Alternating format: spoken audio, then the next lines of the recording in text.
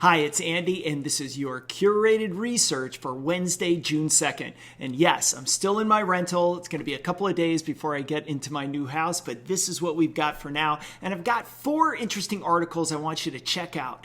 The first one comes from Yahoo Finance, and it's a great interview. It kind of goes through the interview with CEO from Costco talking about the inflation pressures that they're experiencing at that company. And let me just read you the statement that I think is really cool. And you can read the whole article on Yahoo.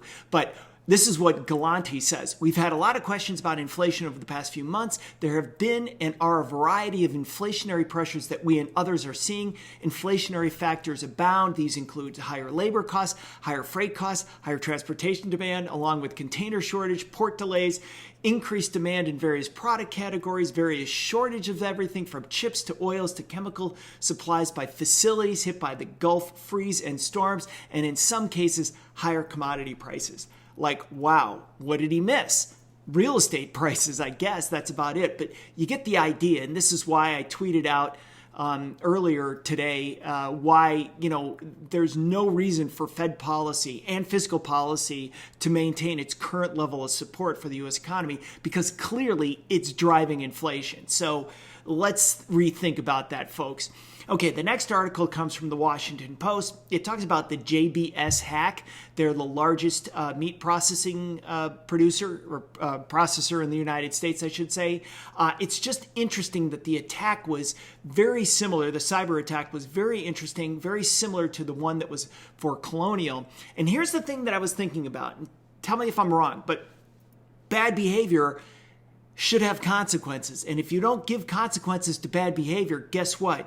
You get more of it, right? And so since they're not doing anything about these hackers that are in Russia, you're going to get more of this behavior. So it's a question of when we decide as a nation to stop this stuff and go after the bad guys. So we'll see what happens. Now, the bigger question that I truly am worried about is this building, or are we seeing more and more cyber attacks along this line to build towards a truly catastrophic event? That's what you have to worry about when it comes to the U.S. economy.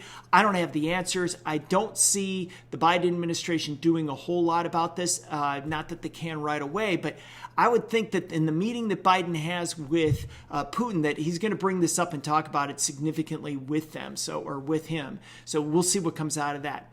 By the way, in April, the UN's Food and Agriculture Organization recorded 7 consecutive months of rising meat prices globally. So that's something to keep in mind. This is going to also cause meat prices to rise. All right, the last one. So I lied. I said there was 4. I think there's only 3. Let me just count them. 1, 2, 3. Yeah, just 3. The Hill has a great article talking about Biden calling out moderates who are holding up his programs. Of course, this is Joe Manchin from West Virginia and Kristen Sinema from Arizona. And he talked about the voting reform that they want to do. And obviously, yesterday I talked about what happened in Texas. You wonder if that has really galvanized some of the progressives and all the Democrats in Congress to push forward on voting reform. Now, they may move forward and end the filibuster for something like this. But just remember that Mitch McConnell, the minority leader for the Republicans, has said that he will basically bring the Senate to a crawl if they decide to end the filibuster for this. And he can do that through a variety of measures.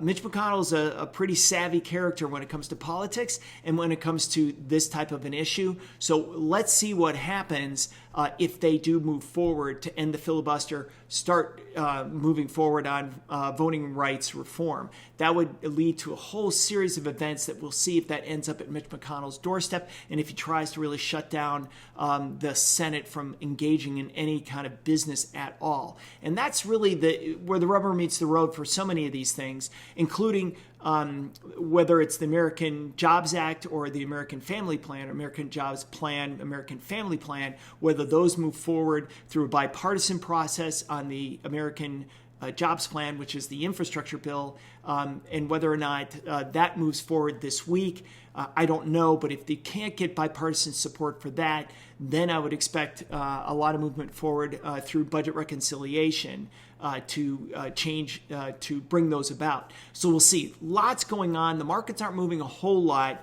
Bitcoin's been kind of soft. So for the last couple of weeks, that's something I'm kind of keeping an eye on as far as risk goes for the markets. All right, that's it for me, Andy Bush. You can get all my research for free at andrewbush.com and follow me on Twitter at ABUSCH. Thanks for watching.